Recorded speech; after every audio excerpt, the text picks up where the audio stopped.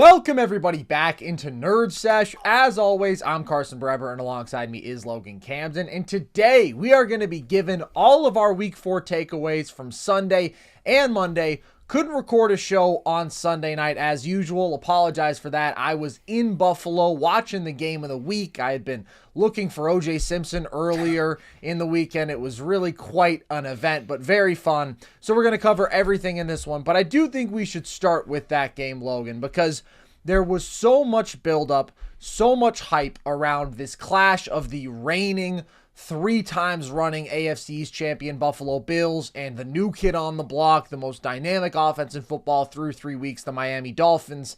The Bills dominated this game. What did you take away from it? We can start off with the same storyline that we've been peddling for 3 weeks now on this show, Carson, and that's the fact that Josh Allen is dramatically better than Tua Tagovailoa. Look, I hate taking a victory lap on you guys again, because I feel like our comment section, that is immediately what it is flooded with most, is, especially after last week, the Dolphins are going to show you guys about the Bills. Josh Allen is in a completely different tier than Tua. Josh Allen, at his apex, is one of the greatest quarterbacks I've ever seen with my own 2 eyes. It's ridiculous. And, Carson, I think you said this in our group chat with a couple friends of the show, but I really do think that week 1 is what Josh needed. I think he needed a swift kick in the ass to get him locked in the rest of the way, because it's a staggering difference that I noticed with Josh, man. When he is locked in, I mean, he's like a razor's edge, man. He's just sharp. He's just on with everything that he absolutely does. And in that Jets game, it's just, there's the 2 sides of Josh. When you get this Josh, the Bills feel unbeatable, man. And he was just on. 21 to 25, 320 yards, 5 total touchdowns, no turnovers, and a perfect passer rating. When you see these type of Josh Allen games, it's just the absolute apex of the quarterback position. And you look at some of the throws he makes in this game. Early on, backpedaling, he throws a 30-yard corner dot to Diggs. The bomb on the left sideline where Diggs draws a pass interference penalty. In the red zone, another throw to Diggs. He rolls out right. He manipulates that linebacker right off of Diggs, opens up that window to fire a ball in there. Easy touchdown, and then that scramble on the read option. Josh just does superhuman things week in, week out, man. And he's got one of the best arms I've ever seen. I know we compared him to I've compared him to Brett Favre in the past. Josh really is, in terms of arm talent, probably the closest thing I've seen to Favre. In terms of new storylines, I want to give a big credit to offensive coordinator Ken Dorsey, because he struggled a lot in these early weeks, finally taking over different weapons, different offensive lines, stuff like that. Everybody seemed open in this game all game long, and I want to give a big credit to him with play action, stuff like that. Everything he drew up in this game worked. Guys were open all day long. And look, Carson, I don't want to take a dump on Tua. I thought Tua played a really good game, but again, man, there's levels to it. There's a clear gap, and I thought Tua missed on some crucial balls in this game. He was off target on one of those throws that he tried to force in there. It gets batted away by 2 Bills defenders. Waddle somehow comes up with the ball. He threw into double coverage to Raheem Mostert, and it almost catches him. And to me, that's what it felt like. It was looming with Tua. He was just a little bit off, and then finally you get that overthrow on the interception to Micah Hyde late in this game.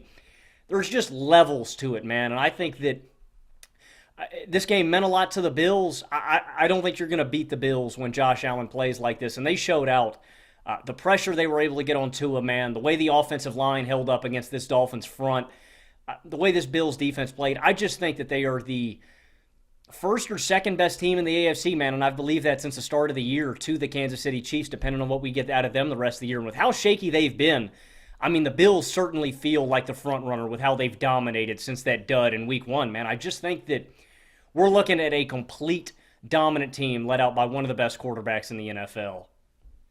There's still a real gap between these 2 teams in the AFC East to me, and it's based on 2 fundamental principles that I laid out before this game. The Bills have a significantly better defense, and they have a significantly better quarterback. And generally, when you have those 2 components going largely in your favor, that's a good formula to being a better football team. And those were the 2 major takeaways from this game. And This is exactly why Josh Allen is a top 2 quarterback in football. You mentioned the big plays, the dynamic stuff. He had that incredible play where he made multiple dudes miss in the backfield and then perfectly led James Cook up the sideline. He had the nice touchdown run.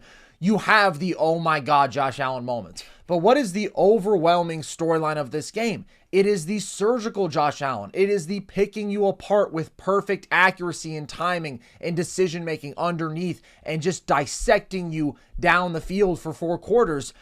And that's what makes him so brilliant. How incredibly he can combine the two. And that's why the narrative that he is this Neanderthal who doesn't have a brain is so misguided and has been for years, and is driven by these outlier performances. And yes, he can get into that hero ball mode. We absolutely saw it in week 1, but that is what he needed. Since then, he has been unbelievably efficient. 295 total yards per game since week 2, 10 total touchdowns to just 1 turnover with a 77% completion rate. He is taking every false, overplayed narrative about him, and he is laughing, and he is proving that everybody who bought into these narratives, who declared that he couldn't be a top 2 or top 3, or some people even said top 5 quarterback, it's absolutely foolish. He's as good a one-man offense as there is. He's a damn good decision maker, and he's one of the all-time great athletic talents, and that all around makes for automatic elite offense. I agree with the compliments you give to Ken Dorsey. I thought this was easily the best game that he has called. I thought he did a good job of using motion, some of that eye candy that the Bills really hadn't used very effectively in the first few games. I thought that really freed up the first touchdown for them. So he was unbelievable. Diggs was also unbelievable. He has, you mentioned, drawing the massive PI penalty that was basically a 40-yard completion. He has that unbelievable run after the catch for the 55-yard touchdown where he somehow shakes off 2 defenders. He ran a beautiful route for his 3rd touchdown of the day where he was wide open. He just backed into an easy touchdown. And that's where you see his value. This guy to me is still a top 5 receiver in football, and he maybe doesn't have the elite big playability, although we did see it in this game, but he is as reliably open as anybody in football outside of Justin Jefferson. And he has been so consistent through the first 4 weeks. And there was so much talk about if the relationship with him and the organization was fractured in the offseason. And I have seen absolutely no reason to be concerned at all. In fact, I was right there on the Bills sideline. And let me tell you, that dude was loving it. He was loving the fans. He looked very, very happy to be there. So offensively, I thought it was an incredibly smooth, consistent performance from Buffalo. But I remain really, really impressed by this defense, which has not had anything close to a down performance.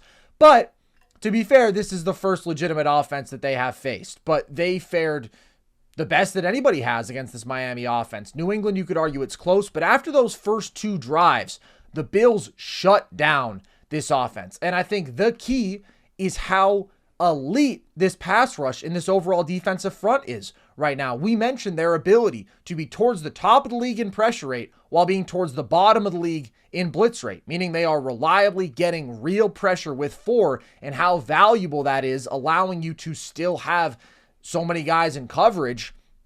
And that formula was big here again. They have another 4-sack performance. They're tied for the league there through 4 weeks, and Ed Oliver is playing awesome football. Greg Rousseau is balling. AJ Epinesa is getting after it. The interior of the defensive line is really, really good. The depth is good, and that's before they've even reintroduced Von Miller, and that is the strength of this defense right now. Historically, it's always been the secondary. Last year, you could look at the tandem of Matt Milano and Tremaine Edmonds, 2 really good linebackers. Matt Milano flat out elite, but right now it is this front. It is their ability to get after the passer, and also they've been pretty darn good against the run. But I was also impressed by the safety play in this one, and that was a concern going into it for me once it was announced that Jordan Poyer was out, because you bring in Taylor Rapp, and eye discipline is so important against this Miami offense because nobody is more deceptive. Nobody is going to do more things to get you potentially moving in the wrong direction. And I thought they were phenomenally disciplined. The longest passing play of the day for Miami was 23 yards. So when you take away the sort of explosive plays that it feels are almost a given with this Miami offense, which is still the fastest I have ever seen and one of the most creative I have ever seen, you have a really good formula. And I thought that Tua struggled to consistently put together quality drives in this game. I actually didn't think that he played very well at all. And yeah, they moved the ball down the field pretty easily on those first 2 drives. But I think when you're playing a defense of this caliber that is able to get after him, rushing 4, that's where it matters that Tua doesn't create, that he doesn't extend plays, that he doesn't make those next level throws. And I thought he was legitimately rattled in this game. It felt like when the first read wasn't open and the pressure got home, the offense was really stifled. And he made multiple real mistakes in this game, which is the key thing. He's been so comfortable through the first 3 weeks, so spotless, accurate, good timing, but really facing very little pressure. And this game, you see, he had one play where he nearly fumbled twice. He had a ball off of a DB's hands that was miraculously caught. He absolutely should have thrown a pick 6 to Trey White, terribly forecasted a ball that was easily jumped, and Trey just couldn't catch it. He had a case of DB hands. And then the pick was a really bad overthrow. So I'm not really worried about the Miami offense. I still think it's elite, but I think this showed us that it's not unstoppable, believe it or not, when they go up against a great defense as opposed to one of the worst defenses in football in Denver that just made Justin Fields look like a superstar, that let Sam Howell in Washington hang 35 on them. Like, that defense is next level bad, and the Chargers defense is also really bad. So this is a really good offense, but I just don't know that I can buy Miami as contenders given how unimpressive this defense is. And that's what we were holding out for, right? They let the Chargers put up 34 on them. Then they faced 2 bad offenses that they didn't shut down by any stretch of the imagination. They had pretty average performances, both the Patriots and the Broncos. And against the Bills, man, they cannot cover. And maybe Jalen Ramsey changes the dynamics there, but he can't fix the entire secondary. And the pass rush is okay, but it's not dynamic. It's not in the upper echelon. So the defense is really thoroughly mediocre. And I don't think the offense is the sort of all-time special unit that some people made it out to be, where I can buy them as contenders in spite of those sort of defensive limitations. I think the Bills look like the best team in the AFC right now. When Josh Allen is playing at this level, I have been so impressed by the defense. I thought with an aging unit, maybe we'd see some regression. They have looked as good as ever, and it's because of the best pass rush that these Bills defenses have had. Trey White being out now, likely for the season, that sucks. That really sucks because he was playing some really high-level football, and so the secondary will be tested more as the year goes along. But I thought that the corners held their own in this one, even once he went down, and it's a damn good defense overall. So you always have to give the benefit of the doubt to the Chiefs. We've seen it so many times, but I feel like the Bills are absolutely right there with them. 100%, and I think you laid out exactly why this Buffalo team is a lot more well-equipped to contend this year than years previous, right? The knock on Josh Allen is that he hasn't done it in the playoffs. He doesn't have a Super Bowl ring, and that's ultimately the monkey that he needs to get off of his back to finally be accepted across the NFL, right? Burrow gets to a Super Bowl where we put him atop this pedestal as one of the best QBs in the NFL. That's ultimately where Allen needs to go, but that's why I think the Bills have their best chance to reach a Super Bowl this year, is what you said about this defense, Carson. A hallmark, a tenet of playoff football is just making the other offenses go to work against you. You don't surrender these big-time plays. That is what has killed teams against the Dolphins this year. It's what kills teams against the Bengals in the playoffs. It's what kills teams against the Chiefs in the playoffs. If the Bills can continue doing this, getting pressure with 4 where they can drop 7 other guys into coverage. Again, this is without Von Miller. If they can keep doing this and they can keep limiting big plays, I know, again, it's in theory, right? Everything's better in theory. But if they can keep doing this, those are the recipes for the best Bills team that we have ever seen, and something that we didn't even bring up. I know they weren't great today. The rushing game, that is. I know the running backs weren't great in this game against Miami. This is still the best committee of running backs that the Bills have ever had. And you notice in this game, the way the Dolphins moved off of play action, that team respected it. You have to respect the Bills this year on the ground because of Latavius Murray, because of Harris, and most importantly, because of James Cook. The Dolphins did in this game, and I think you have to moving forward. This is just, Carson, you've said it as the Chiefs-Bills fan here for 4 straight weeks. This is the best surrounding unit around Josh Allen that he has ever had. And I think this year, more than any other, I think you should be encouraged to buy Bills stock. I'm all in, man. I think that top to bottom, I do think the Bills are the best team in the AFC. I'm not counting out the Chiefs, and I'm not counting out the Dolphins by any means either. Again, I do think, I don't know if this is one of the greatest offenses I've ever seen. Again, I'm not ready to put them in that tier. You need an entire season put together to make that distinction. And again, they're cost pretty poorly in this game by 2 Raheem Mostert fumbles that just burn them. I still think the Dolphins could be legit contenders, but I think you're exactly right. I think the Bills are the best team in the AFC, and I think there is a massive, massive gap between the two. This was a big old win, and I will say, if we're still doing the Josh Allen has to prove himself in the playoffs thing, talked about it before, but he is, per game, one of the great playoff performers we have ever seen. In the 2021 back-to-back games that he played, as good a 2-game stretch in the postseason as we've seen from any quarterback ever. So I just don't buy into that. I think that what we've seen is that the defense historically has not been able to play at the same level in the postseason as the regular season. But we've never seen a Bills defense with an elite pass rush, and now they have one, and that is a total difference maker. So it was really fun to be at this game. I did try to find O.J. Simpson. He posted a video watching the USC game from a bar, and we didn't really have much to do on Saturday, so we tried to identify the background of the bar. We asked all the locals, and we went to various locations, and we asked if anybody knew where the juice was because we had heard that he was loose, and we were ultimately unsuccessful. But great atmosphere. Drew Bledsoe led the Bills in song before the game, which I thought was a little bit weird to begin with because you probably remember him mostly as a Pat, but sure, he's a good Bills quarterback.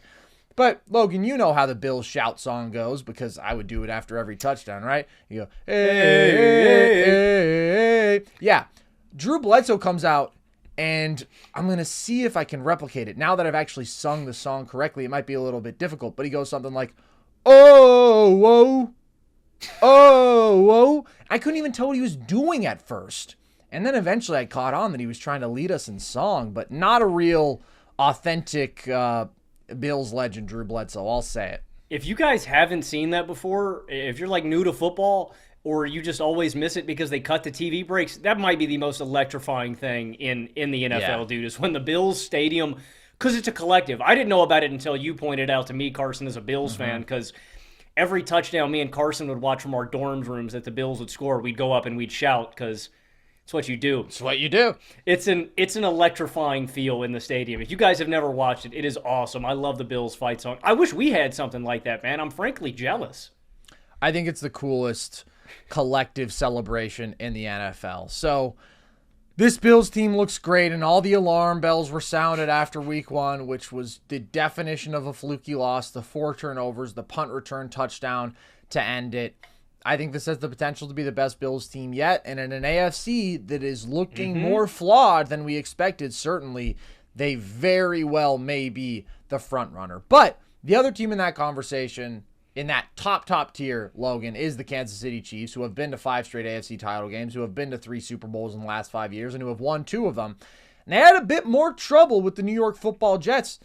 Obviously, the Bills had even more trouble, but than we would have expected. So it seems like the most interesting part of this game was Zach Wilson, the fact that the Jets were able to actually put together some capable offense and make this competitive against one of the great offenses that we've seen, and really one of the best offensive players, I would say the best quarterback in terms of peak ever. Not that this was a great offensive showing from the Chiefs, but do you buy into anything that Zach Wilson did in this game? Did he prove something to you?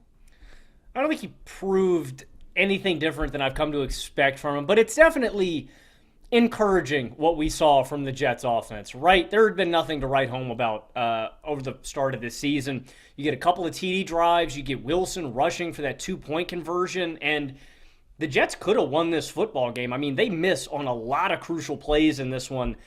He misses Conklin in the end zone on an easy TD. He misses Garrett Wilson in the end zone on an easy TD. C.J. Mosley has a case of linebacker hands where he just drops a wide-open pick that could have changed this game. And then, of course, at the end, you have the Sauce Gardner holding penalty that negates that interception.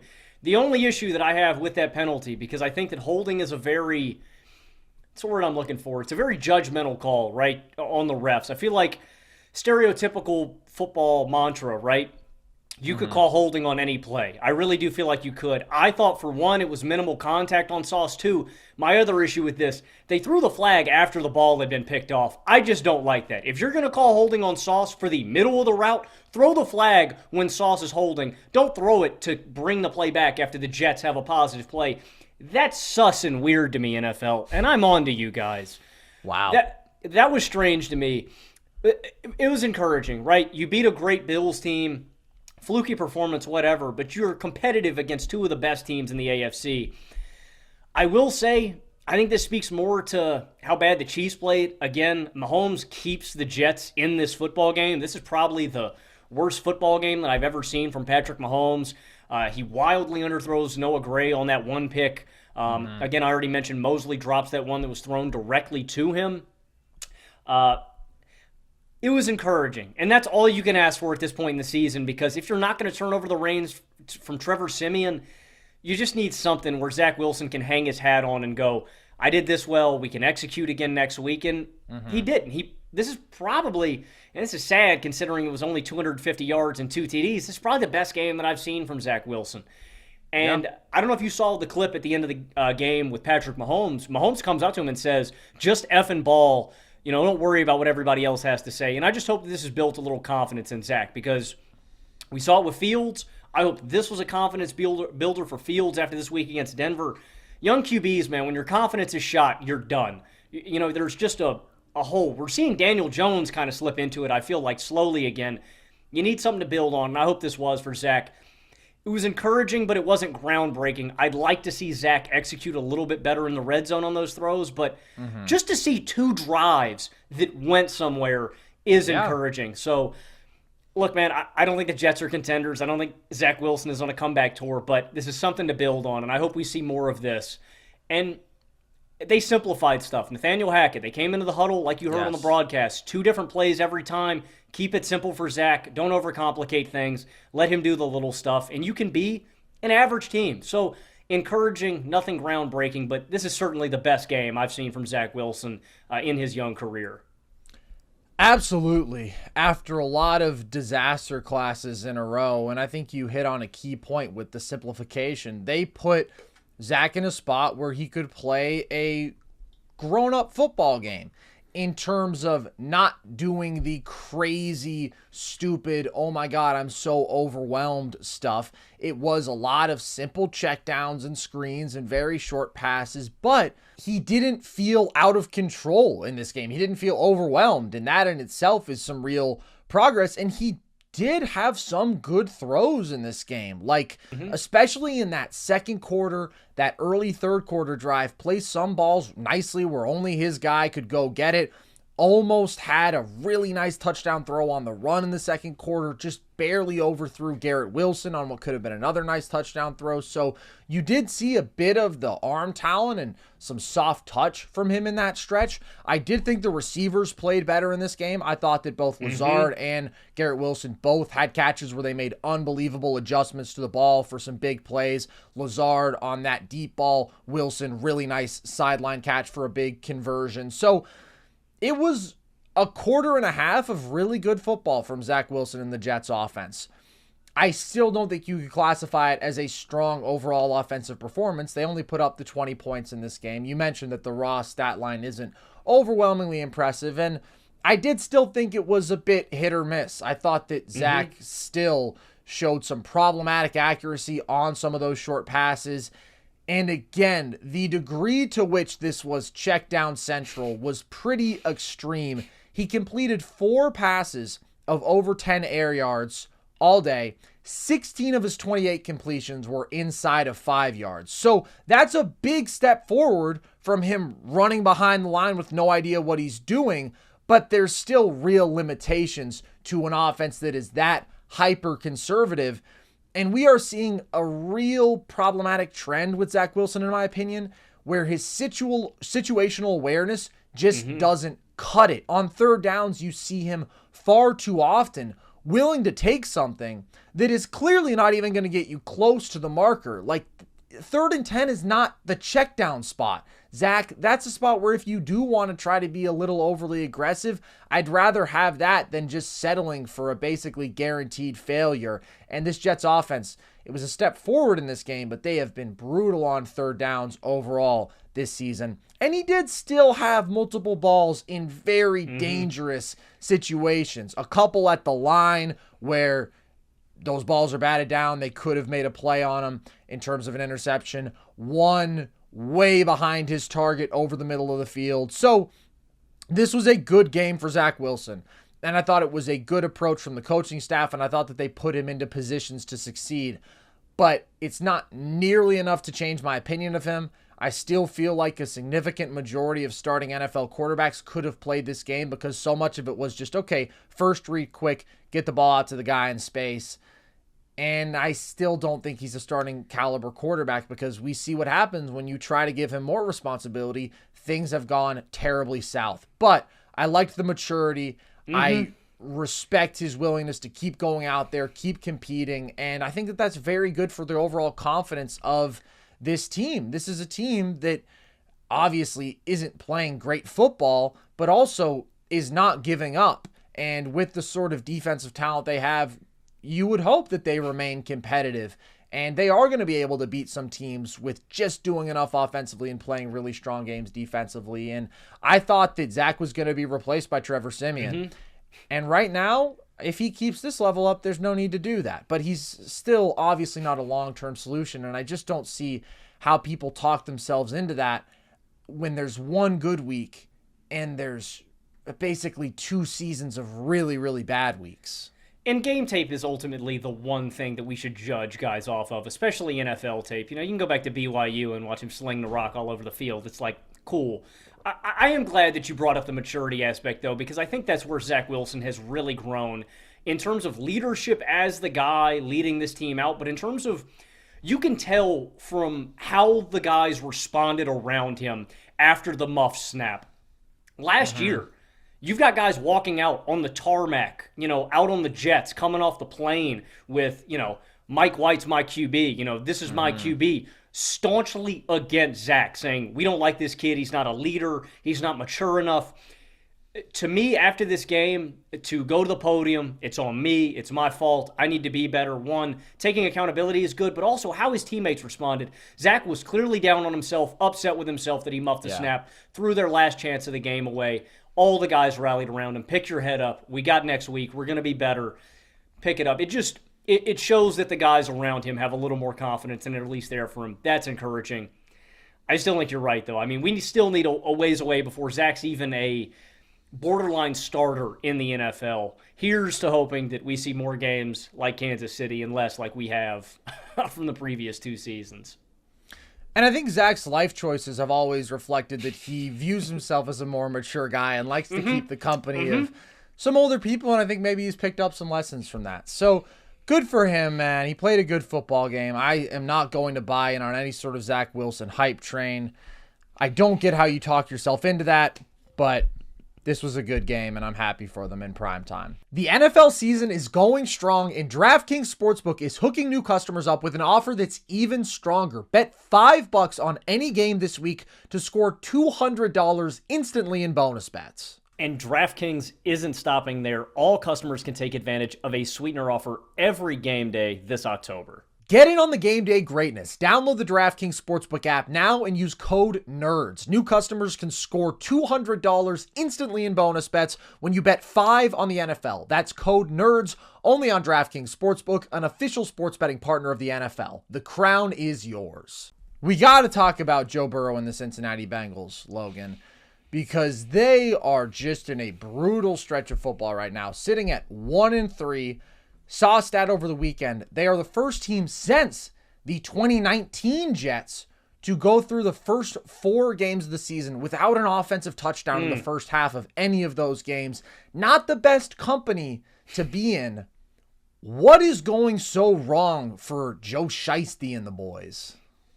Everything. I don't know if I can point to something on this team that has gone right.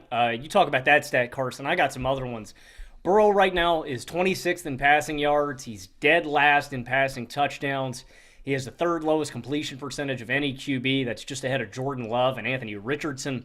He's 33rd in passer rating among qualified quarterbacks, and the stat that's been going around.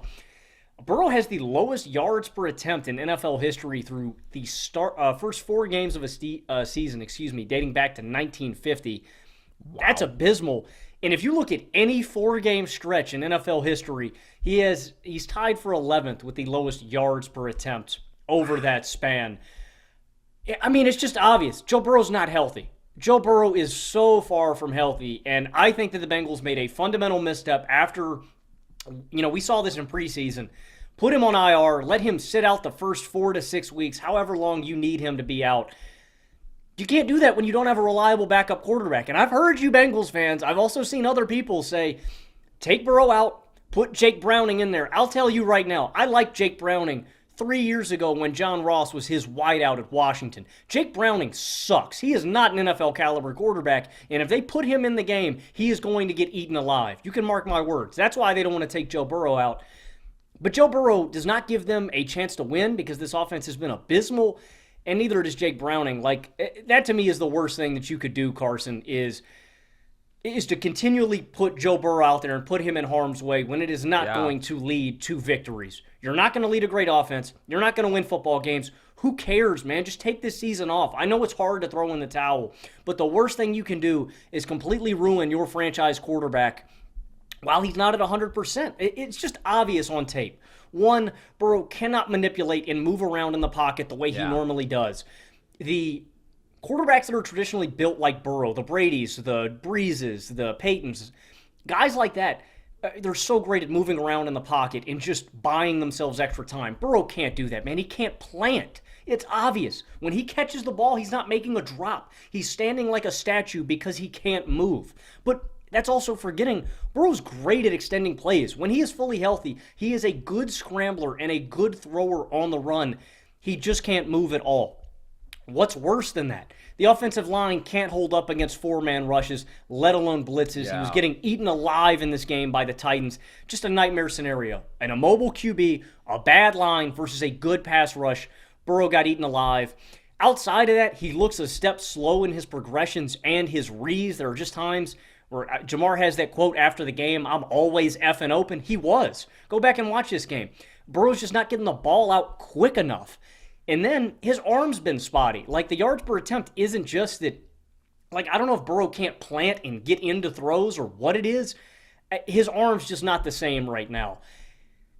Everything is going wrong, Carson. I mean, They've struggled to execute in crucial spots. They're 32nd in scoring through 4 weeks, 12.3 points per game. They didn't convert a third down in this football game until the fourth quarter with 6 minutes left. They can't rely on the rushing attack. And the biggest thing to me, Carson, I mentioned that about the Dolphins, the Chiefs. The great offenses that break football games are the ones that can be explosive. Carson, this season they have 5 plays of over 20 yards offensively. That is dead last in the NFL. Now you maybe lose T. Higgins for an extended period of time for a rib injury. That's another shot that you can't take. And the worst part of this is it's not their only issue. Their defense seems like it has really regressed too. I know you've been saying this for 3 weeks, Carson, that you were really worried about Cincy's defense as a whole. They allowed the Titans to score on 5 of their first 6 drives, 3 of them straight, all touchdowns. They are 31st in rushing defense right now. They're 21st in third down percentage. And my biggest concern about the Bengals defense is my biggest issue with the Bengals offense.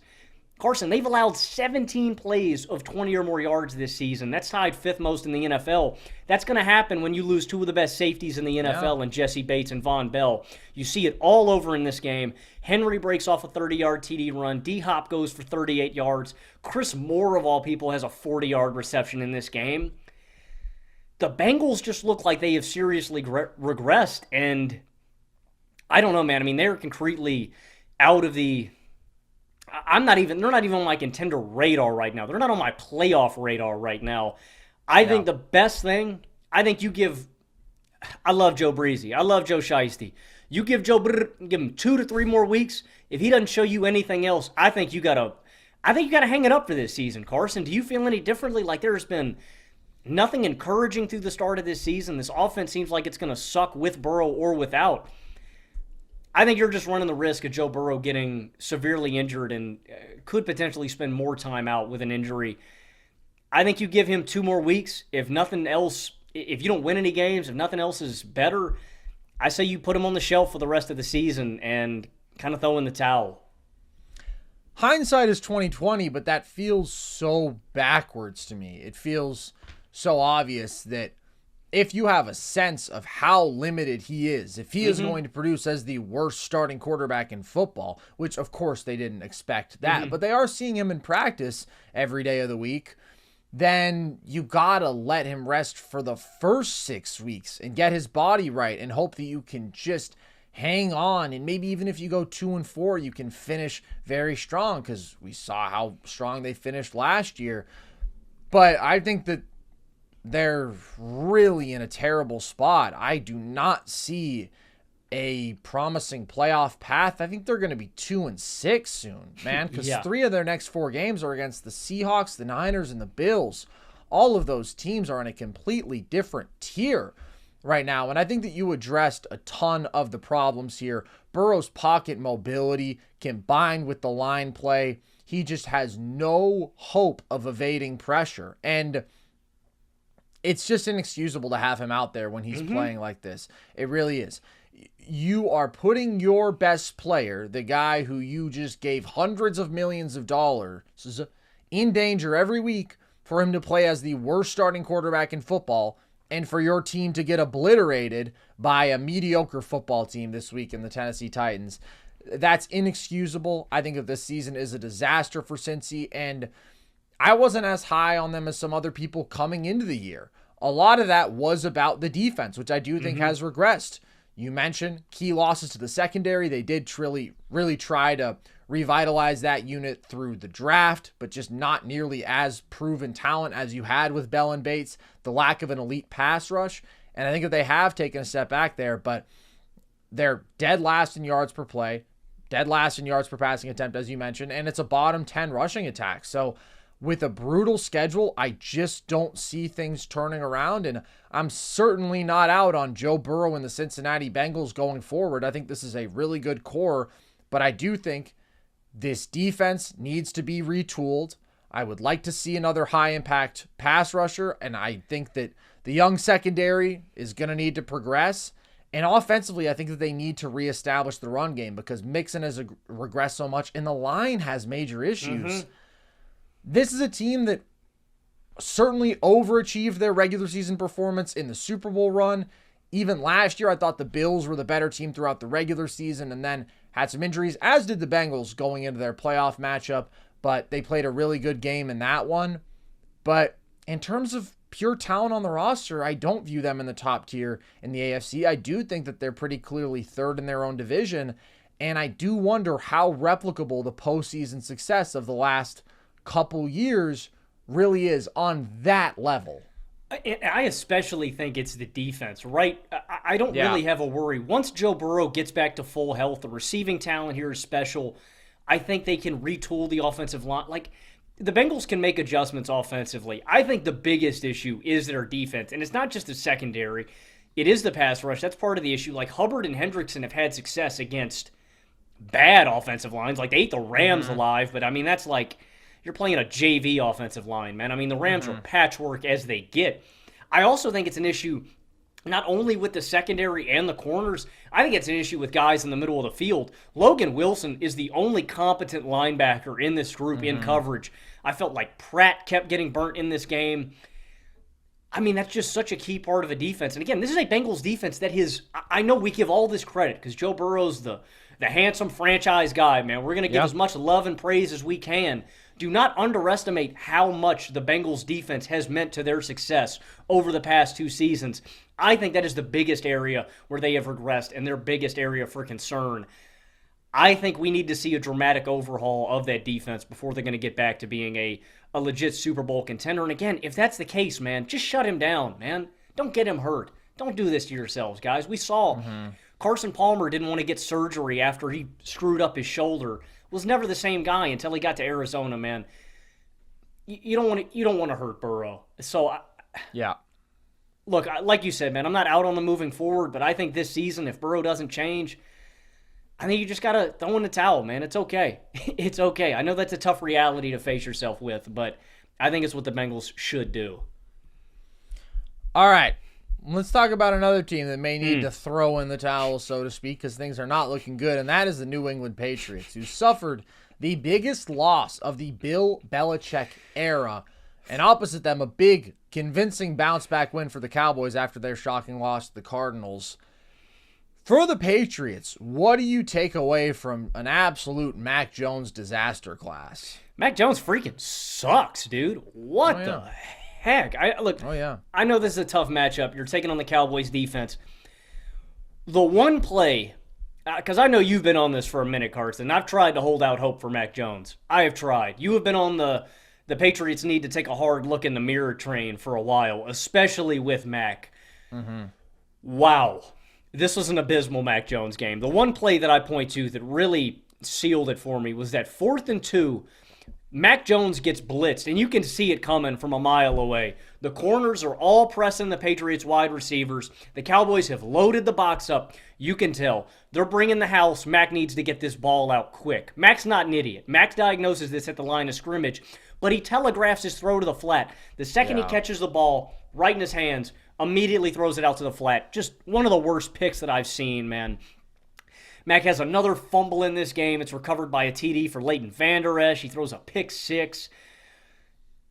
It's the worst game that I've seen from Mac, I think, ever. They have 3 turnovers for 18 points in this game. Bailey Zappi comes in later to relieve Mac. It's just the reality of it, man. He can't deal with pressure. You see the pick that he throws on 4th and 2. He can't extend plays. There's a scramble in this game. It's 3rd and 6. He rolls out, and I'm like, okay, Mac, show me something. He runs up through the middle of the pocket where the seam opens, and there's a linebacker waiting for him. What does an athletic quarterback do in this situation, Carson? Maybe they try to dance a little bit on the guy. Maybe they try to throw a stiff arm at him. Mac lays down for the linebacker because he can't do anything. It's Mac Jones. He's not athletic. Yeah. He's not crazy strong. He just can't shake the guy, so he basically lays down and gives up. Mac sucks. He doesn't have a crazy arm. He's not athletic. He can't extend plays. He can't make routine plays. He can't deal with pressure. I know after his encouraging rookie season, we all said, oh, he just needs a new play caller. I don't know if Bill O'Brien is the solution. And I don't want to rag too much on Mac because I think this is a really bad offensive situation. And I think it would be really hard for any quarterback to succeed here. The offensive line sucks. You have the slowest offense in football. You have no real weapons. And hey, Bill, look, I know that Juju hasn't been impressive this year. Maybe put him out there. Maybe play him on a 3rd down. I don't care. Juju's not a number 1, but he's a damn good slot receiver. He can take shots over the middle. He's tough as nails, and he has good hands. Play him. Throw him the ball, maybe. They don't. I didn't smell Juju in this game. The Patriots offense stinks. Mac stinks. Bill O'Brien's not the answer, and I think they need to completely overhaul this roster. The Patriots, to me, are in a very similar boat to the Pittsburgh Steelers. Great, dominant defense that can swing games week to week, but their offense is going to severely handcuff them every week, and they can't move the ball. There's no explosivity. There's no creativity, and you've got a really limited quarterback at the helm leading you out. It's a recipe to be horrible. Yeah, man, look, I'm not saying that 1-to-1, if you put a new quarterback in this situation, Carson, that you're going to see dramatic results because I think everybody on this offense needs to take a hard look at themselves. Mac's not a game changer, and unless this situation improves, you're not going to see a better Mac. So I don't know if you go back to the well and invest in the QB position. I don't know if you go out and get a veteran at the end of this season. I don't know what the answer is, but it's certainly not Mac Jones. I agree. And I think if there's a pretty simple litmus test, this is the bare minimum one. Can you tell me confidently that the quarterback does anything at a plus level? And if you can't, breaking news, that's not your guy. And I don't think you can identify that trait with Mac Jones. You mentioned it's certainly not anything he can do athletically with his arm or his legs. I don't think it's his accuracy. I think he's average there. I don't think it's his ability to read the field and make good decisions with the football. I think he's a very mistake-prone quarterback. I don't think it's his overall pocket presence and footwork. I think he gets rattled. I think he can bail on pockets. The guy's just not good. And yes, he's in a bad offensive situation. I agree. but he's producing at a really bad level, and in a vacuum is doing very bad stuff. I mean, you mentioned that second pick, the ball is way too far inside. It's totally forecasted. There's not nearly enough zip on it. The pick six, I don't know what he's doing. He bails on a good pocket to then completely forecast this throw, stare down the receiver, thinks he's got a Josh Allen sort of arm where he's going to throw across the field like that. There's not nearly enough zip on that ball either, and it's another easy and very costly pick. The strip sack, yeah, he's under pressure there, but he bails out of that pocket because of Fowler's pursuit and then suddenly pulls the ball back like he's going to throw, like he's going to be fine, and it's an easy strip sack. Like, that's not solely on him, but that's bad situational awareness. So I just think you have to be at the point where it's like this guy is limiting us. And the Patriots are archaic offensively. They really lack speed in the receiving core. They lack high-end receiving talent, period. They go out there in 12 personnel,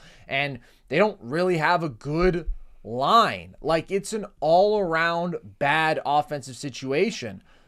But by no means is Mac the solution to me. And people got excited about a rookie year in which he was thoroughly average, playing with an elite run game, a really good line at that point, and a dominant defense.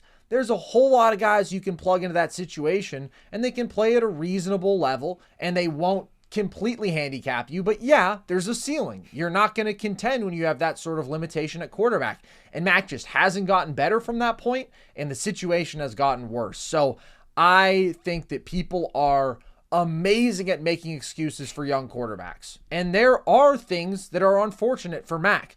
But in a vacuum, the guy's not good. Since the start of last season, he's 216 yards per game, 19 touchdowns to 15 picks, way more mistakes than good creation and upside from him. And I think it's so much more common that teams hold on to a young quarterback who's just not good for too long, holding out hope, than it is that teams bail on a guy too soon who ends up being legitimately good. I think that Mac falls into the former, and just replacing him wouldn't solve all the Patriots' issues here because the overall offense is lacking in dynamism.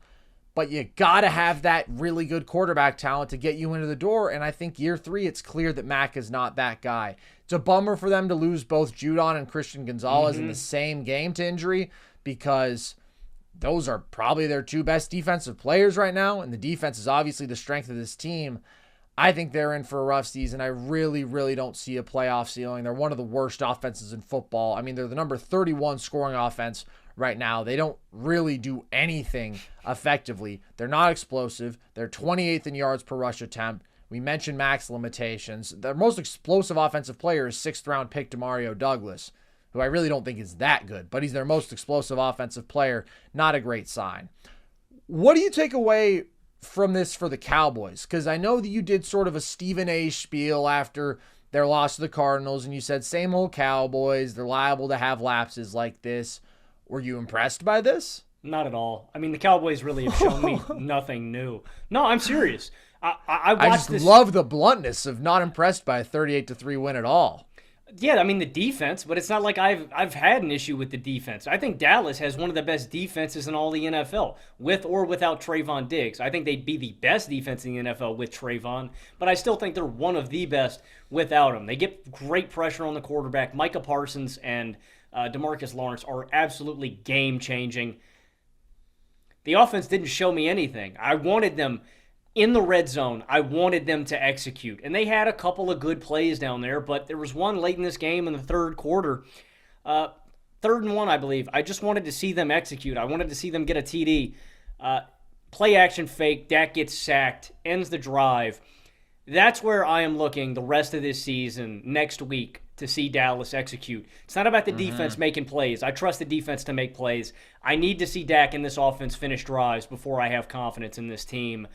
No, Dallas, to me, didn't show me anything new. I mean, great win, good. They dealt with a bad team. That's what they should have done against the Cardinals. I need to see more out of the offense before I can really hop on the Cowboys train as, as favorites. Look, the Cowboys are Super Bowl contenders, but they're not going to move out of that tier and up into one of my favorites until I see more out of the offense. I'm with you 100%. I don't think that I'm as low on them. I don't know that I view it as inevitable that things are going to collapse for them, but I don't have them as a top 2 team in the NFC. I think that they're firmly locked into that 3 spot as they were for me before the year. That's where they remain. The finishing drives is a big problem right now. They're 30th in red zone percentage, and I thought that Dak played a fine game, and I thought that he controlled the game reasonably well, but we still haven't seen a very strong performance from him through 4 weeks. And it's when that pressure comes on that still scares me about Dak. It's not about Dak as a fundamental player. It's not about the traits that Dak has. It's not about the arm talent, the accuracy. It's about when that pressure is coming on to him. Is he going to bust, or is he going to keep going through? Pressure bust pipes, and it's busted Dak a lot, man. Dak hasn't shown me that he can be one of those guys with ice in his veins and close them out. Again, even when he executes in this game, you've got such a cushiony lead. It's like there's no pressure on you. I want to see Dak execute when the pressure's on. Agreed. That's what has been one of the 2 key factors keeping the Cowboys from being in that undeniable top Super Bowl tier. The consistency of Dak's play, and I have said also the consistency of Mike McCarthy's coaching. And I think that the jury is certainly out, and we haven't gotten resounding answers on Dak through 4 weeks. He's been underwhelming. He's been worse than I would have expected. But they continue to run the ball well, and they continue to commit to that. It still remains a pretty good passing attack overall. It's a dominant pass rush, and it's a defense that is capable of forcing tons of turnovers, as they have been the last 2 years. And I think that we got to give a big shout out to Deron Bland for doing a great job of reading Mac Jones like a book and jumping 2 balls in this game. That defensive playmaking is really valuable to their formula, but I do want to see this secondary against better offensive attacks, because I thought the Cardinals were able to find some success without Trayvon Diggs out there. The Patriots have one of the worst passing attacks in the league. It's just not a very good stress test, but that's coming for the Cowboys. The first 4 weeks, I mean, they really, really should be 4-0. They've played 4 of probably the bottom 10 teams in football. The Jets and the Cardinals are respectable, and, the Patriots, I don't know, but none of them are good. I would classify them all as bad football teams. The Giants are a bad football team right now. They go to the Niners next week. They go to the Chargers after that. After the bye, they go Rams. They go to the Eagles. So we are going to get a better sense of what this team is made of and what ceiling the offense can reach, how this secondary holds up against better passing attacks. But we can't bump them up after a dominant win like this. We know that's what they're capable of when they can dominate with these massive impact plays defensively. Let's take a quick break to talk about Verizon's new offer. For a limited time, Verizon customers can get Netflix and NFL Plus for just $25 a month with Plus Play. That's $120 in annual savings. Plus Play is a platform where Verizon customers can shop, manage, and save on the subscriptions they already love, like Netflix and NFL Plus. With NFL Plus Premium, you get access to live games on mobile, NFL Red Zone, and NFL Network, and more. Just go to Verizon.com/plusplay to bundle and save on Netflix and NFL Plus today for a limited time only.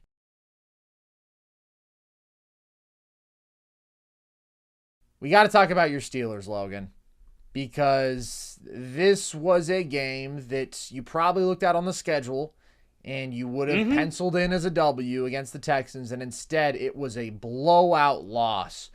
Do you feel like Pittsburgh, who, keep in mind, we do have a bet on, if they miss the playoffs, you will be wearing a toupee for a week of shows, did this game expose them to you? What did you take away? Yes. The Pittsburgh Steelers are a bad football team. I don't know how to dress it up anymore. I've seen people, again, it's the track record, it's the culture that you buy into. I've seen people rank the Steelers in the top half of football teams, 11, 12 in their power rankings because they've won games. The Pittsburgh Steelers have been a bottom 20 and below team for me since the start of the season, and they have not shown me anything new. Let's play everybody's favorite game. Here's some Matt Canada stats for you guys. Yes. We have 225 total yards of offense versus Houston, and the Steelers did not cross the 50-yard line in the first half. Oh, let's keep it rolling. This season, 67% of Pittsburgh's drives have ended in a punt or turnover. That is tied second worst in the NFL with the Bears and the Browns, only behind New England's absolutely anemic offense. Since Matt Canada took over, we have more first quarter drives that have ended in turnovers than touchdowns. We are the only team in the NFL to do so. And there's something I want to extrapolate on that a little more. Do you guys know how hard that is to do? All week long, you practice one thing as an offense, and that is your first drive of the game. You script it all out. We're going to run this, we're going to run this, we're going to run this, we're going to run this. It's going to set up the defense for this, this, and this. In theory, your first drive of the first quarter and of the second half should be the best drives, the most successful ones that you have every single week. That's abysmal, but we keep it rolling. The Steelers have no games of 400 yards of offense. Other teams in the NFL have done it an average of 10 times since 21. Again, the Steelers have done it a whopping 0 times. And with Matt Canada as our offensive coordinator, the Steelers have lost 6 games by 22 or more points. That is the most in football with the Giants. Carson, from 1998 to 2020, the Steelers had 6 total games like that. We've had 6 since Matt Canada took over. And my favorite quote from Matt Canada after this game, "We're not quite built to come back from big leads. The way we start football games is critical." They said that on the broadcast against the Texans. Let me translate that to you guys. We can't score points. Wow, that's almost his job. Carson, I think that's his job as an offensive coordinator. It's somewhere in the description. To score points. So that's a little concerning that you have that self-awareness. The bottom line is, man, I know that Tomlin is frustrated with fans calling for Matt Canada's head. The bottom line is all we want to see as fans is accountability for a guy that sucked. And at the podium, Tomlin gives us some all-time Tomlinisms. Oh, there's going to be some big changes. This was an embarrassing, a horrible product. There's not going to be any changes next week. Matt Canada is still going to be the offensive coordinator. We're still going to be calling stick. We're still going to be calling end around. There's no dynamism in this offense, and nothing's going to change. The defense has to play perfectly to win the Steelers football games. And like I said, man, the fans just want accountability here. If Mike Tomlin's not going to bring the hammer down, who's going to? You know, you're the head coach. You need to say, this is disgusting. This is sick. It makes us think that there's something behind the scenes, right? Mike Tomlin, Matt Canada got his son an offer, a scholarship at Maryland. I think that's why Matt Canada got this job, because him and Mike Tomlin are boys. It just makes you wonder if there's something deeper. Is it just because you're friends with a guy? Look, Tomlin, I don't want you hiring a guy because you like him. I want you to hire him because he's good at his job and he's going to win us football games. He hasn't done that. He's not delivered. And it's only going to get worse. Kenny Pickett comes out of this game with a knee injury. And you know what? He suffered that knee injury when he bailed out of a clean pocket. It's the most Kenny Pickett play of all time. I hope Kenny's going to be okay. The Steelers are screwed. We're going to have Mitch Trubisky in at quarterback. Mitch Trubisky sucks. Winless as a Steelers quarterback, has more turnovers than TDs. First play of the game, telegraphs a play, throws into double coverage, almost gets picked off. The Steelers are a bad football team, and we're going to be a bad football team until we get rid of Matt Canada. That's the bottom line. Big Ben as offensive coordinator? Maybe. Maybe consider it. I don't know, man. The Steeler fans are just frustrated, man. We just want something different, Carson. And until that happens, we're going to be frustrated. The Steelers are a bad football team. The defense is great. The defense can be great. Until their offense can score over 20 points a game, they're going to be a bad football team. And it's the exact kryptonite that we saw coming. I think you were a bit more optimistic about the offense, Logan, but this is why I didn't have them as a playoff team or a winning team. It's because it's such a limited offense. And the Canada quote, typically when you talk about teams that aren't built to come from behind, maybe it's somebody like the Atlanta Falcons, where it's such a run-heavy offense that they can actually be capable, but only playing a very specific style. The Steelers don't have a style. They don't have a strength. They're not good at getting in front early with defense and running the ball very effectively. They're 29th in rushing yards. They're 25th in yards per attempt. They just suck offensively, period, point blank, in every way. And that's why we can't take them seriously as a playoff sort of team. They got absolutely obliterated by the Niners. The Browns game, 2 defensive touchdowns. And yeah, the Steelers have been able to win games like that more than anybody else, but it's what we talked about. There is such a low ceiling to that.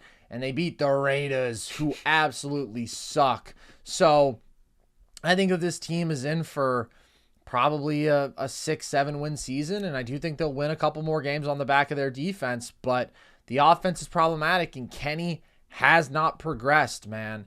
And I do want to just quickly get a little temperature check on you with Kenny. How concerned are you about this flatlining and maybe even a bit of a step back from where he was in the home stretch of last year? Oh, I'm very concerned because the only thing that was encouraging about Kenny at the end of last season was his ability to extend plays, to make things out of structure, and to be clutch. You know, it didn't really seem like the situational aspect of the game affected Kenny. He was able to lead us on a lot of game-winning drives. I'm very worried about Kenny, and it's not because of Kenny as a football player, right? I always knew what Kenny was. Kenny's not an exceptional athletic talent. He doesn't have a crazy arm. My concern is that because we have not given Kenny an offensive mind that knows what he's doing, he's lost out there. Again, there are two things that you need to give a rookie quarterback to set him up for success. That's a running game, and that's an offensive mind that knows what he's doing. You can put guys in a better situation. It's like, put Kenny in San Francisco. Give him structure. Give him talent. Again, that's probably an ideal situation for any quarterback, but when you don't have an offensive coordinator that knows what he's doing, your quarterback's going out there blind. And Kenny looks far from a franchise quarterback. He looks far from a starting quarterback in the NFL. I'm very worried about the Steelers' offense all around, and I'll say it on record right now, man. I know a lot of Steeler fans are going, we're going to win 9 games, and it's going to be the same old Steelers. At this point, if we win 9 games, I will do a dance, man. I will do a jig on air. I think I'm going to be wearing a toupee at the end of the year, man. I think I'm going to have a week where I got the toupee on. That's where Matt Canada's sending me. Yeah, but it's going to be a good look. And I think you're going to get a few more phone numbers than you anticipate if you wear it out and about that week, which I think you will.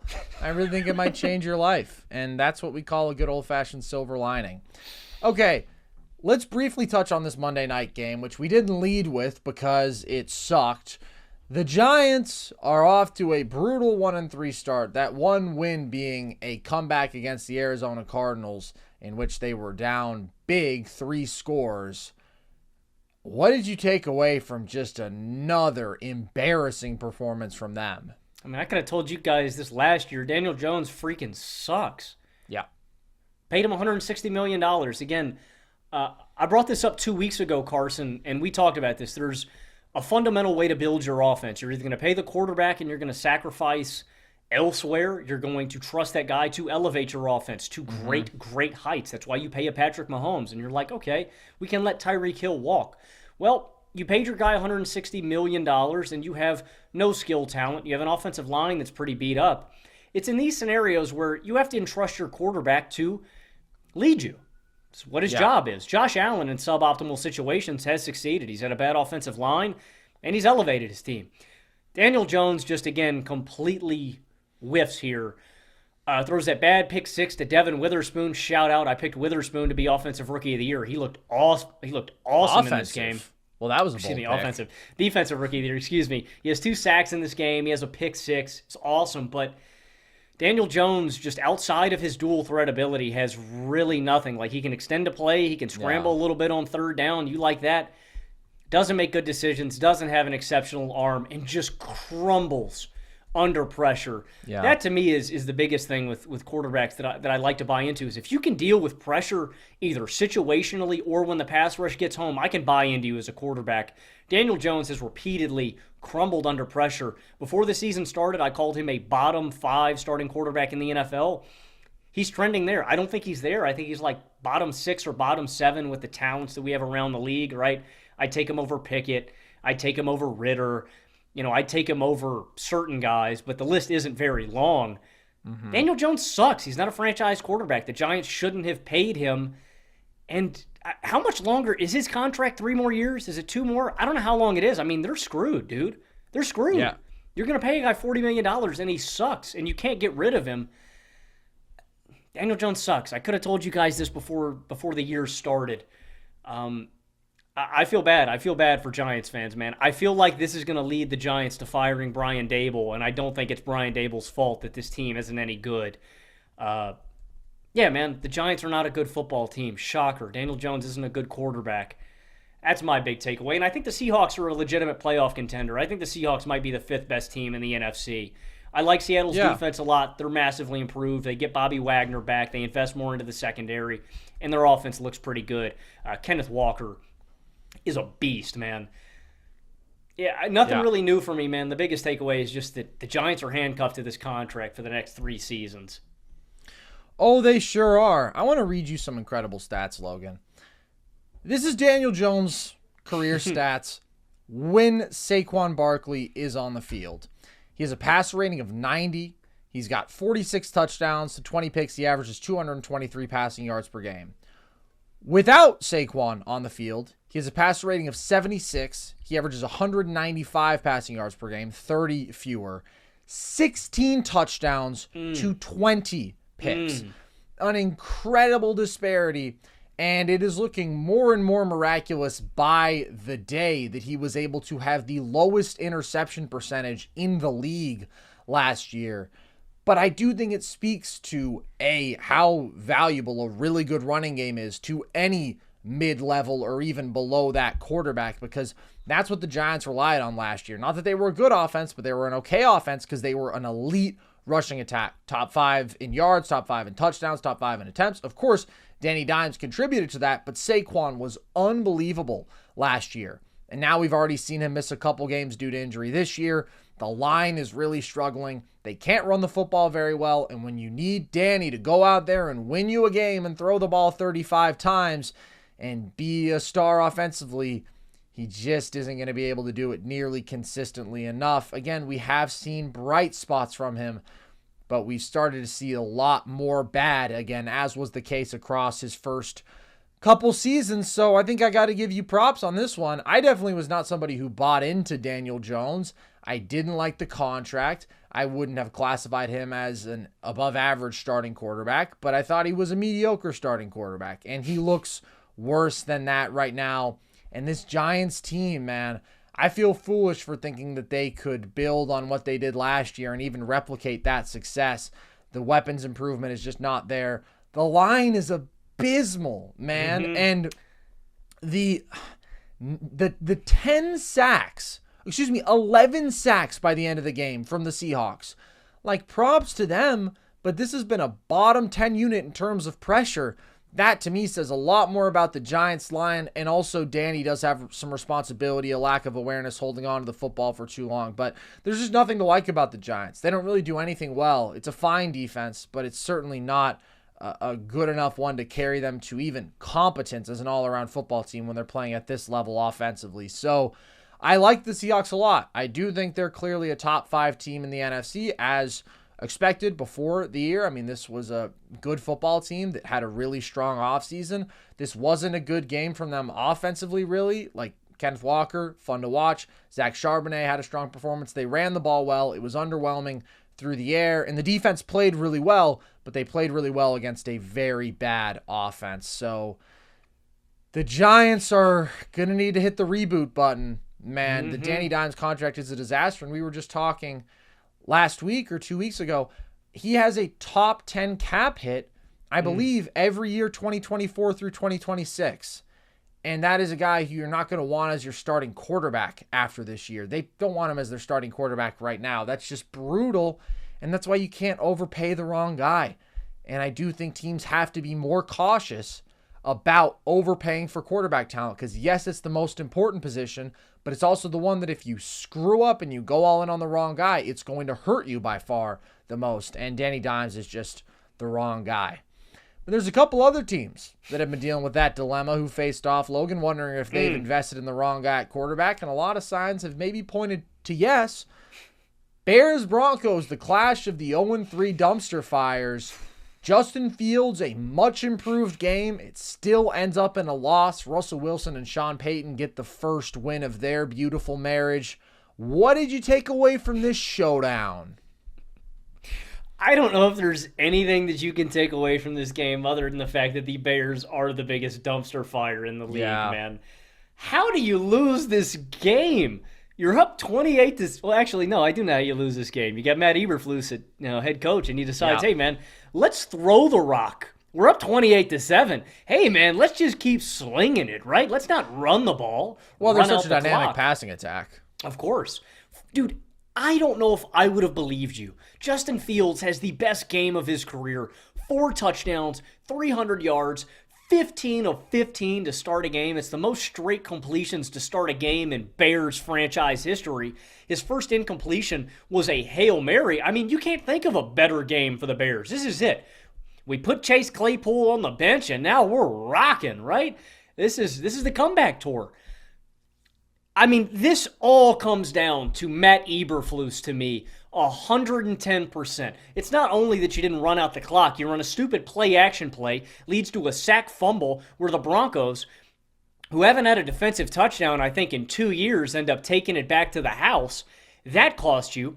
You have, even worse than that you're not running the ball. It had worked for them, Carson. They had 5.5 yards per carry going into the second half. I mean, lean on that, right? Maybe you could win a game. The most costly decision to me in this game was Matt Eberflus going for it on their penultimate drive. 4th and 1. Mind you, started this football game 4th and 1 in enemy territory in the first drive. Eberflus says, I'm kind of scared. Let's not go for it. But on your second to last drive, you say, hey, let's go for it. The outcomes, you either don't get the 4th down and it's a tie football game, or you kick a field goal and take a lead with 3 minutes left. Stupid decision. This is completely on Eberflus. I'm not even mad that Fields throws that pick. It's a horrible pick to Kareem Jackson to end this football game. This game is so much more on Matt Eberflus in stupid coaching and incompetence. He would not be my head coach today. I would have let Eberflus go right after that game, man. Completely on him. Nobody's going to give him credit. I thought Russell Wilson had a really good second half. I think Marvin Mims Jr. is a really special weapon. But to drop 24 unanswered points when you had complete control of this football game and you lose it on just poor decision-making in the second half, in regulation nonetheless, you can't even force OT, man. If you kick that field goal, you at least get overtime. Fire Matt Eberflus. This game's completely on him. I think the Broncos' defense sucks. I think the Broncos are... Here's my NFL tiers so far. You got the Bears at the bottom. The Broncos are right here. Then I think you got the Raiders. And then there's like everybody else that stinks. There's just a clear bottom 3 tier here. Yeah, man. The Bears are the biggest disaster in the league. The Broncos are the second biggest disaster in the league. And shout out the Broncos for pulling this one out. Yeah, this was a real interesting game. Not a lot of good defense played out there. A little bit of the shoot yourself in the foot stuff from the Bears in the home stretch for sure. I do think it's shocking how much the Broncos defense has regressed. It's legitimately gone from top 5 unit to awful, like just hemorrhaging yards to bad offenses. And there were some hilarious moments. Fields played a really good game, but the first touchdown to DJ Moore, the DB falls down. The next touchdown to Cole Kmet, he's literally uncovered up the seam. Like, it's just a complete lack of cohesion from the Broncos. They have no idea what they're doing out there. But Fields played a really clean, controlled game. And both him and Zach Wilson, this was certainly the most promising performance from both of them. I thought Fields was more impressive, but both of them, it felt like simplified things. They looked much more comfortable. They were making better, more efficient decisions with the football overall. And he really found a rhythm and a chemistry with DJ Moore in this game, which was very promising given how frustrated Moore had been and how little he had seemed to help Fields at all in the passing game. And I thought you also saw some of the dynamic creation from Fields. The third touchdown, I thought he did a great job of using the threat of his legs, tricking the defense, opening up Kmet for an easy touchdown. A great job of extending the play on his 4th touchdown pass, making something out of nothing. He just looked like a different dude from the guy who in the first 3 weeks did not look like an NFL starter whatsoever. You mentioned the bad play call on the strip sack. I mean, he faces a free rusher. That's brutal. It's still a spot where I feel like you got to just bear down and take the hit. You can't try to get rid of the ball in that spot, but that doesn't really fall on him. It is still a lack of situational awareness, though. And the pick, yeah, it was bad. But they kept moving the ball in this game, even into the fourth quarter, where they end up with the goose egg because of going for it and the pick. They were still able to move the ball on 2 of those drives. 471 yards of total offense in this game.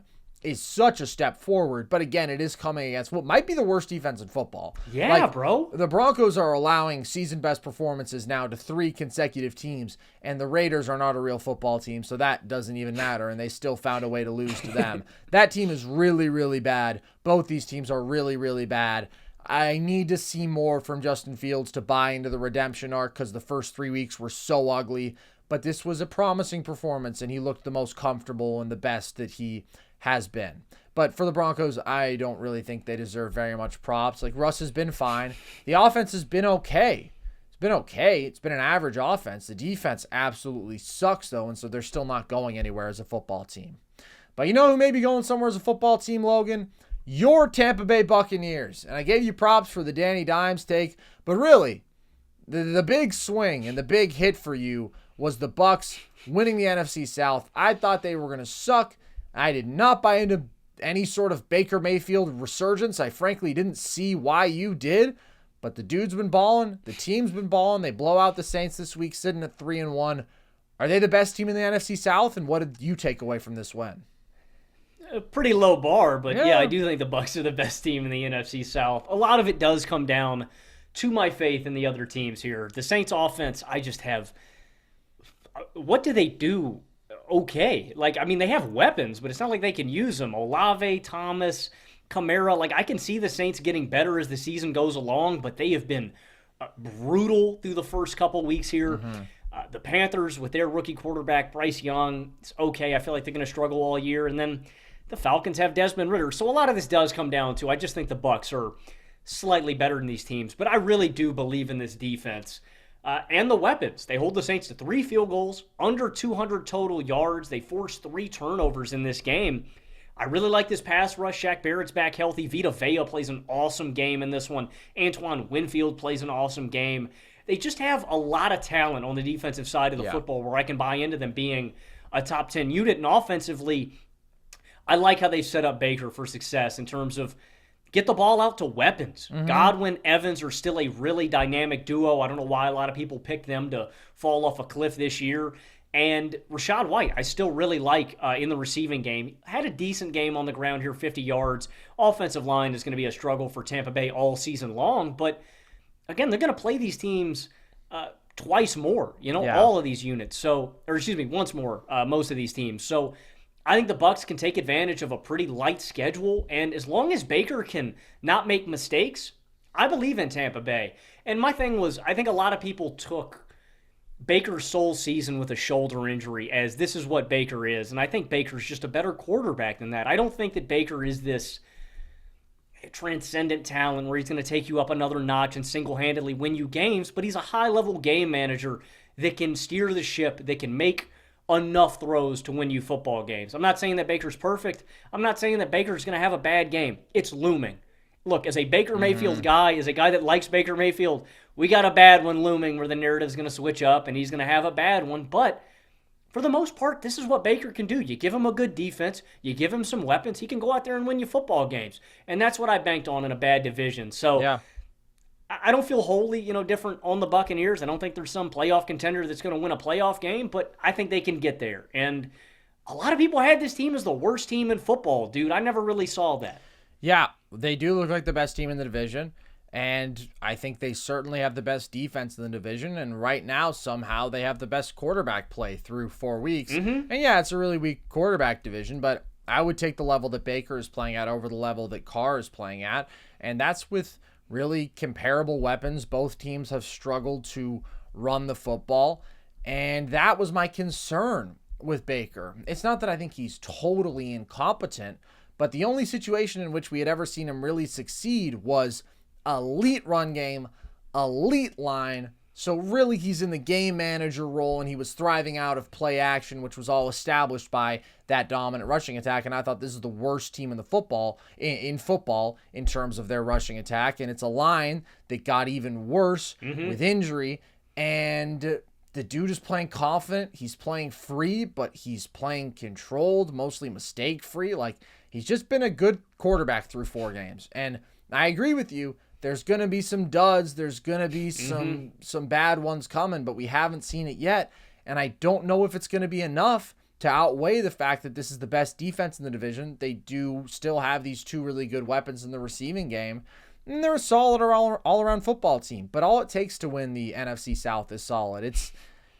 It's as advertised, man. It's not a good division. It's not a good division whatsoever. Okay, let's just give rapid-fire takeaways to wrap things up on some strong teams that won as expected. The Ravens dominated the Browns without Deshaun Watson, Dorian Thompson-Robinson, sort of getting a surprise start in this one. What did you take away from that?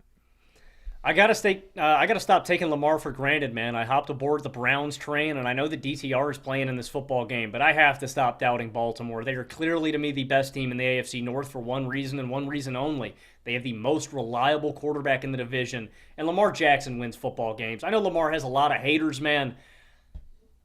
Lamar's an awesome quarterback, dude. I don't know how other way to dress it up. Oh, he's not a QB, he's a running back. Whatever, dude. Lamar wins football games. He's one of the best quarterbacks in the NFL. And damn, this defense is awesome. Can I get a shout out, dude? Kyle Hamilton is that guy, bruh.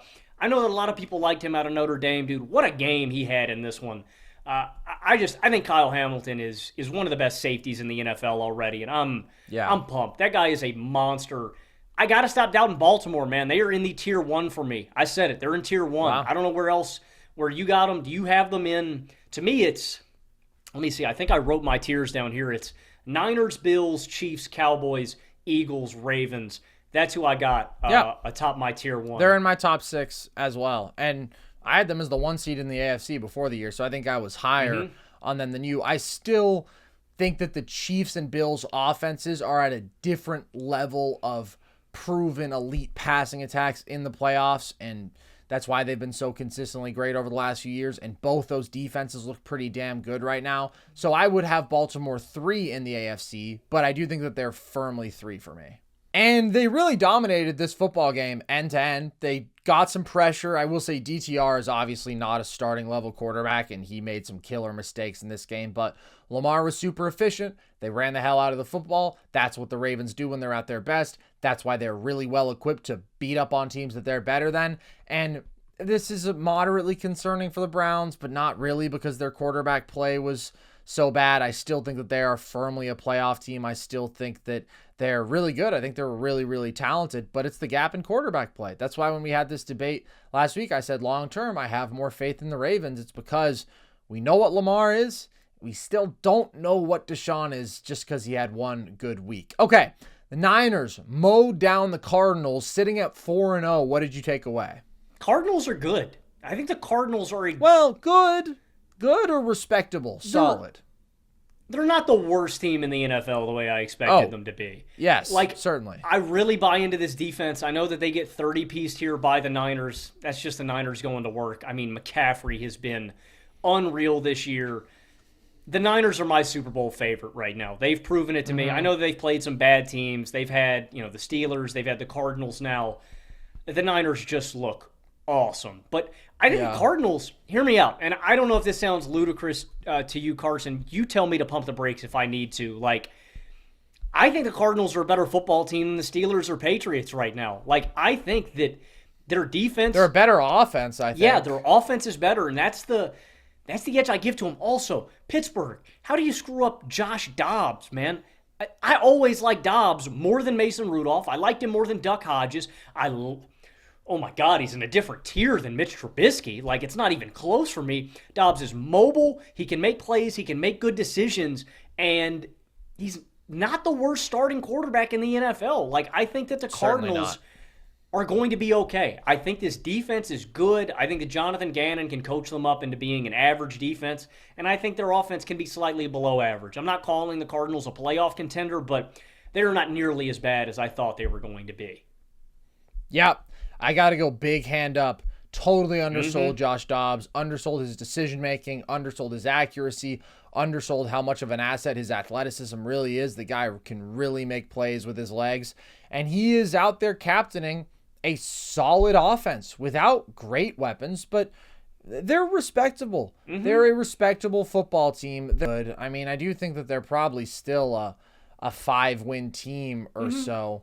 But they are staying in games. Not really in this one because the Niners are just like that. But, I mean, they were in it The final score, I think, is slightly misrepresentative, but my takeaway is the Niners do look like the best team in the NFC. They look like the most complete team in the NFL right now. That offense just doesn't stop moving, man. I mean, they're second in yards per play. They're second in yards per pass attempt. They're seventh in yards per rush attempt. We've talked about how insane their weapons are in space, but CMC is just doing something different this entire year. And Purdy just executes and executes, man.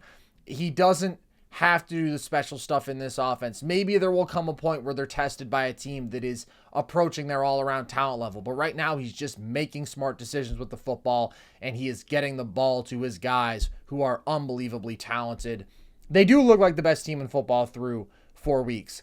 I am still a believer in the importance of elite, truly elite quarterback play, which a couple other teams still have the edge on them in that category. But as an all-around football team, they look like the best. The other team that I thought was going to push them for that title, and who I actually slightly preferred for that title in the preseason, was the Eagles, who are still 4-0. They're the other 4-0 team out there, but it hasn't been quite as convincingly dominant. And this was another instance of that where they sort of eke out a win against the Commanders. What did you take away from that? The Eagles are scaring me a little bit, man. They've played a lot closer to teams than I expected. The biggest thing has been the offense, but I was super impressed with A.J. Brown in this one. I mean, massive, massive game from him. Mm-hmm. Yeah, I don't like how the Eagles are playing with their food. I mean, this doesn't really say anything to me about the Commanders. I think the Commanders still kind of suck. Still better than the Giants, but that's not really saying a whole lot. Mm-hmm. Yeah, the Eagles are scaring me a little bit, Carson, and I know that you said you have them at number 2. In the NFC above Dallas. Yeah. Dallas is creeping for me into that 2 spot. The only reason that I wouldn't put Dallas ahead of them right now is, again, I just need to see Dallas execute in the red zone. I need to see them just prove it to me a little more. Philadelphia has a better track record over the past couple years, but I'm telling you, that gap is really, really marginal to me between Philly and Dallas. Philly's scaring me a lot more than I expected that they would. Yeah, they're just not dominating football games, and we did see the back-to-back really dominant rushing performances against the Vikings and then the Bucs, but overall I think Hurts has been inconsistent, certainly not playing at the level that he did last year. I think that defensive front is really, really good, but maybe hasn't quite been as dominant as last year, which was one of the greatest pass rushes we've ever seen, 70 sacks. I do think it's an even more talented unit, but it's a young unit.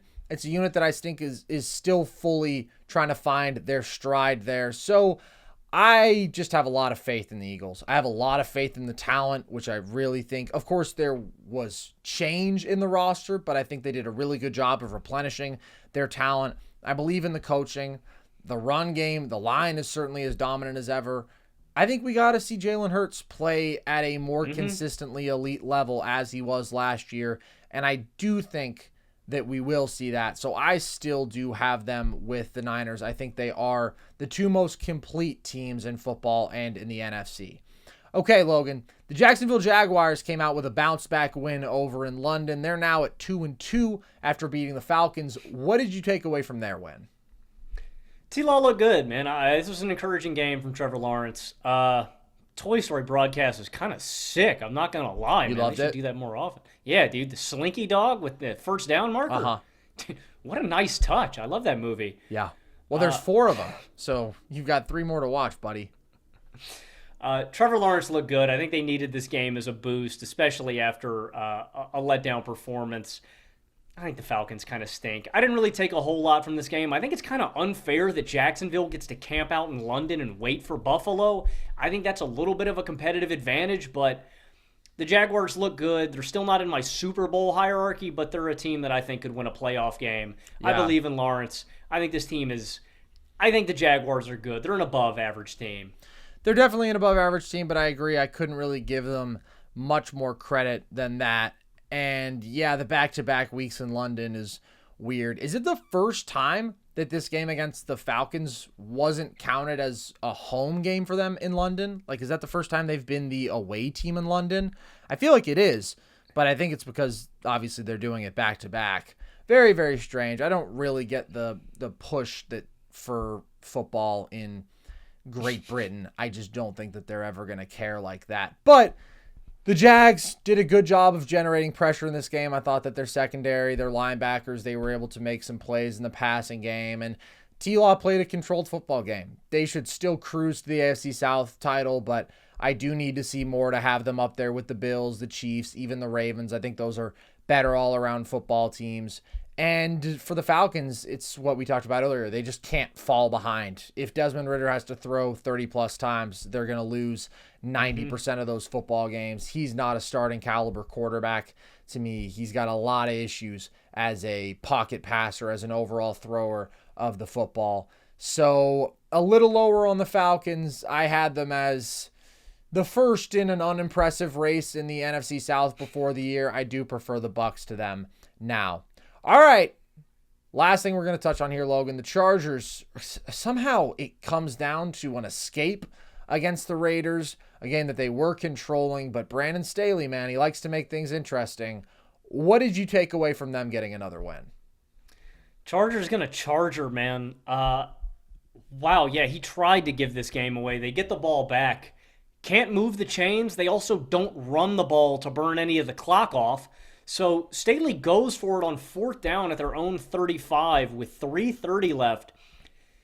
The alternative, Carson, is to punt it to Aiden O'Connell, who hasn't done anything all day, and letting a guy who on the other side of the field for you has 6 sacks.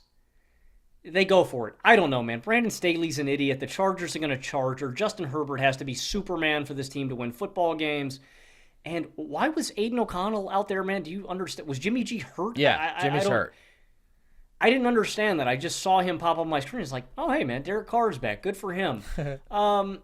Yeah, I don't think Aiden O'Connell's that good. I don't think the Raiders are a real football team. And I don't know how it keeps coming down to this, Carson. You're exactly right. I don't know how the Chargers manage to play such tight games and for Brandon Staley to make such boneheaded decisions. I said it last year, I'll say it, or I said it at the start of the season, I'll say it again. If the Chargers do not win a playoff game, Brandon Staley's goose is cooked, and deservedly so. Yeah. They just manage to play down to their competition week in, week out, and their defense sucks. He's dumb, dude. I mean, he really makes bad decisions. Like, this is so much less excusable than the one that we saw, was that last week or 2 weeks ago, because this is not at all an end the game situation. You're on your own 34. There's 3.5 minutes left. Your defense has held them to 17 points. Why on God's green earth are you going for it?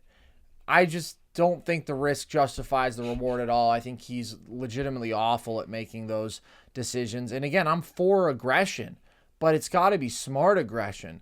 And I think the play calling remains really underwhelming in those situations. Yeah, the Chargers, they still have a lot to prove. This was their best defensive performance, but against a really limited offense. The Raiders can't run the ball this year. They couldn't really protect AOC. He didn't play a good game. I thought he did look a little bit overwhelmed. To be fair, he did have Khalil Mack in the backfield 6 times. I do like the ball that he throws. I liked him in preseason, so I'm holding out a little bit of hope. I want to see more. It's not a great situation, though.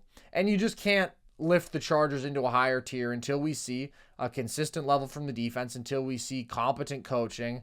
This wasn't a really good Herbert game. You just don't need it because it's the Raiders, and the Raiders are absolutely awful, and they're in the bottom tier of all the football teams this year.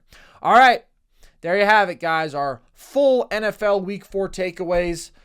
We're going to be coming back very soon, because we start NBA preview content this week. So we're going to be going division by division. That should be a whole lot of fun.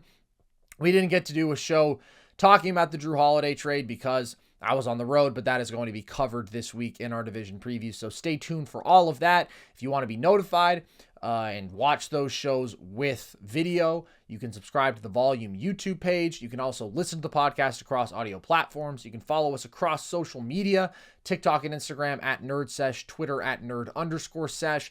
You can check out our merch. Logan's got the NerdSesh hat. We've got the flags behind us. We've got hoodies. We've got shirts. We've got new Let's Play Today's Hoop Grid shirts. All of that is at thevolume.com or at the link tree in any of our social media bios, where you can also join our Discord if you just want to talk football, basketball, be part of our community. So with that, as always, appreciate you guys. I've been Carson Breber. I have been Logan Camden. And this was Nerd Sesh.